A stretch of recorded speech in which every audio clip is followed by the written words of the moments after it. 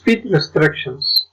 Port A1 shows speed limit.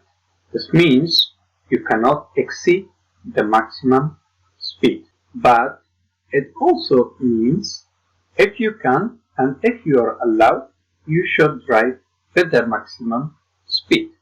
Port A2 means end of maximum speed or end of speed limit. So when you see this board, it means you can drive faster than 50. A3 shows the speed limit displayed on an electronic display panel. As it is mentioned before, electronic display panel take precedence over fixed board. Board A4 shows recommended speed. This means you are not obliged to comply with the speed given here. This also means you do not commit any traffic violation. Board A5 means end of recommended speed. Usually you can find this recommendation board where the driving with high speed can cause danger. This is a road in the build-up area where the maximum speed is 50 km per hour. Sign B1 indicates main road and sign A4 indicates recommended speed.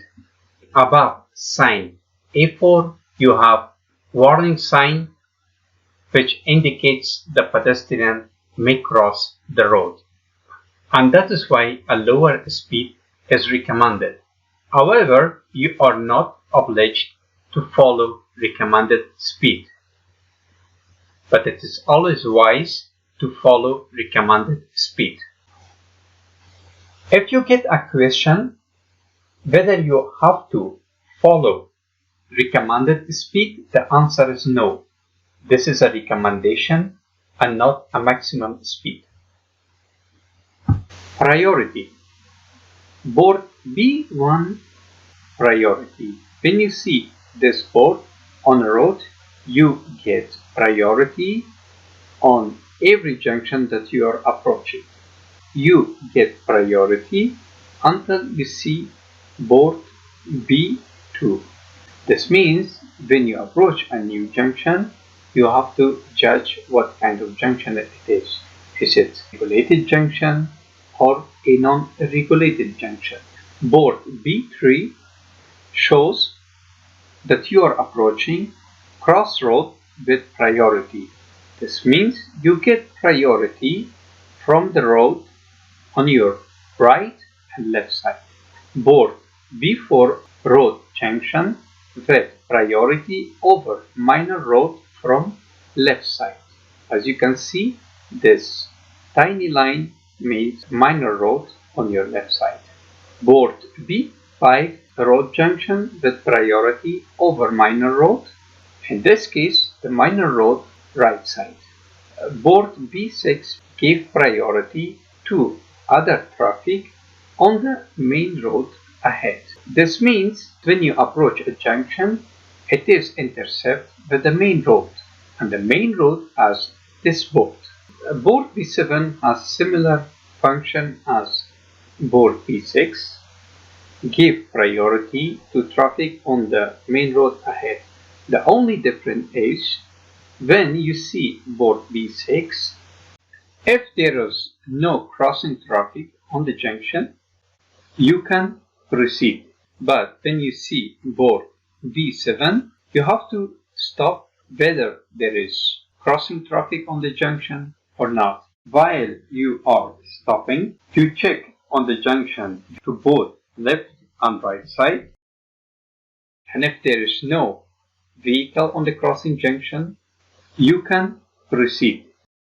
You can find board B7 on a junction where the view is blocked either by tree or any other objects, and that's why first you have to stop, watch, and then you can proceed.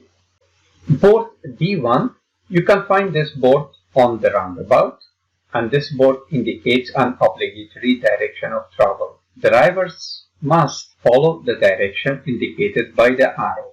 Board D2 gave instruction to all drivers to keep to the right or left of the sign. When you turn to the right or to the left, you have to ride alongside this board. This board shows you the right direction and prevents that you enter opposite direction, which is also called ghost riding. Ghost riding means driving on an opposite direction. This board indicates that all drivers may pass either side. Board D4 instructs all drivers to drive only ahead. This means you are not allowed to turn left or right. Usually, this board is placed before the end of one-way street.